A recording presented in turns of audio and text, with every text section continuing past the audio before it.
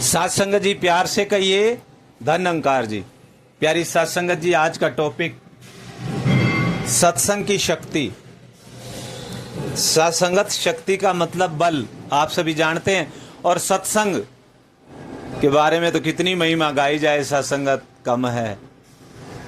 हम अक्सर महात्माओं के मुख से ये वचन सुनते हैं, सत्संग दो घड़ियां कोई कर्ण नसीबा वाले, कि दो घड़ी का सत्संग भी जिसके बहुत ज्यादा बढ़िया नसीब होते हैं, बहुत भागों वाला होता है, वो कर पाता है। और आपके ऊपर कितनी कृपा हुई कि जीवन में पूर्ण मुर्शिद आए, सत्य के साथ जोड़ा, सत्य के संग की महत्ता के बारे में रोजाना बता रहे हैं सत्संगत, और जोड़ रहे हैं अपने ब्रह्मज्ञानी संतों को, ताकि ये वापिस 84 के चक्कर में ना जाएं और मुक्त हो जाएं प्रभु के साथ जुड़ करके। ऐसा सत्य का संग होता है जो पार उतारने वाला होता है। ऐसी कृपा सत्संगत जब होती है जब सतगुरु जीवन में आते हैं, बताते हैं कि सत्य क्या है, तू क्या है, तू इसका अंश है, ये समंदर है, तू बूंद है, तेरी मंजिल ये समंदर है।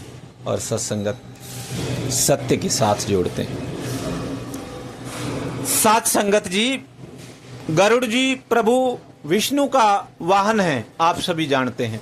निरंतर उनके चरण उनकी पीठ के ऊपर पड़ते हैं।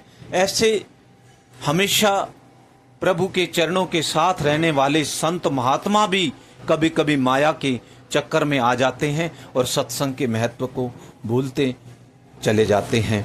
सत्संगत, जब रामायण के समय में प्रभु को नाग ने नागपाश में बंद गए, तो सत्संगत अब कोई किसी के पास रास्ता नजर नहीं आया, तो सत्संगत जामवंत जी ने वो बताया कि गरुड़ जी को लाया जाए, एक वही सक्षम है जो इनके नागपाश से मुक्त करवा सकते हैं। अब सत्संगत देखिए कैसे माया का चक्र है। चल दिए गरुड़ जी के पास, गरुड़ जी को बोला गया कि नीचे प्रभु इस रूप में हैं, तो आपने उनको उससे मुक्त करने का सेवा करनी है। सत्संगत अहंकार आ गया मन के अंदर कि तीनों लोकों का मालिक तरलोकी नाथ, उसको नाग ने बांध लिया और वो मुक्त नहीं हो पा रहा है। कमाल हो गया, मेरे अंदर इतनी ताकत है, यानी कि मैं त्रिलोकी नाथ से भी ज्यादा ताकतवर हूं, बख्श लेना, तू ही निरंकार, मैं तेरी शरणा में बख्श। ऐसा वहम आ गया मन के अंदर, जाकर के नागपाश से उनको मुक्त कराया। वापिस आ रहे हैं, मन के अंदर अहंकार भी आ गया और प्रभु के ऊपर शक भी आ गया कि ये हैं कि नहीं है, मालिक दुनिया के हैं भी कि नहीं है।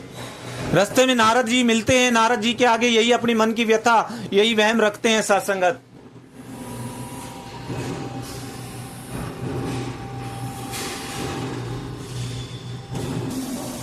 और सत्संगत नारद जी ने भी उनको फिर आगे महादेव जी के पास भेजा। महादेव जी के पास जाकर के भी जब उन्होंने अपने इस भ्रम को आगे रखा, तो उन्होंने बोला कि ये तो केवल सत्संग में ही दूर हो सकते हैं आपके वहम, तो आप फला पर्वत पे जाइए, काग भुसंडी वहाँ पर सत्संग कर रहे हैं। तो सत्संगत ये वहाँ पर पहुँचे और इनका संशय दूर हुआ। तो सत्संग की कितनी महत्ता कि नारद जी उसको दूर नहीं कर सके। फिर महादेव जी ने भी कहा कि इसको तो केवल संशय जो है केवल सत्संग में दूर हो सकते हैं। तो सत्संगत ऐसी सत्संग की शक्ति। और सत्संगत आगे भी वो महात्मा कबीरदास जी का जीवन भी देखा, और वो बात भी सत्संगत हमने सुनी कि श्री हरि ने बोला कि कबीरदास जी समय पूरा हो गया, अब आप वापिस आ जाइए। कबीरदास जी रोने लगे। अब रोने लगे तो प्रभु ने पूछा कि कबीरदास जी, इतनी उत्तम अवस्था, इतने प्यारे ब्रह्मज्ञानी संत, क्या आप मरने से डर गए? तो सत्संगत कबीरदास जी ने बोला कि नहीं प्रभु, मरने से क्या डरना, मैं तो इसलिए कि जो सुख संतन के संग में ओ बैकुंठ ना होए, कि राम बुलावा भेजिया दिया कबीरा रोए, जो सुख संतन के संग में ओ बैकुंठ ना होए। कि ऐसी महत्ता है सत्संग की कि जो सुख यहाँ पर है वो बैकुंठ में भी नहीं है। तो ऐसी सत्संग की शक्ति है, ऐसी सत्संग की महत्ता है सत्संगत, कि जिसको महात्मा बोलते हैं कि एक घड़ी आधी घड़ी आदि से पुनियाद, तुलसी संगत साध की कटे कोट अपराध, कि कोटि जन्म के अपराध काट देती है साधु की संगत। बाबा तुलसीदास जी महाराज कह रहे हैं। तो आओ सत्संगत शुक्राना करे सतगुरु माता जी का कि जिसने रोजाना हर पल हर कदम पे हमें संतों का संग बख्शा है, रोजाना की सत्संग बख्शी है।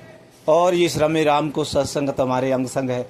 हर पल हम सत्संग कर सकते हैं, इससे बात कर सकते हैं, पक्के ब्रह्मज्ञानी संतों के साथ बैठ सकते हैं। प्यार से कहना, धन्यकार जी।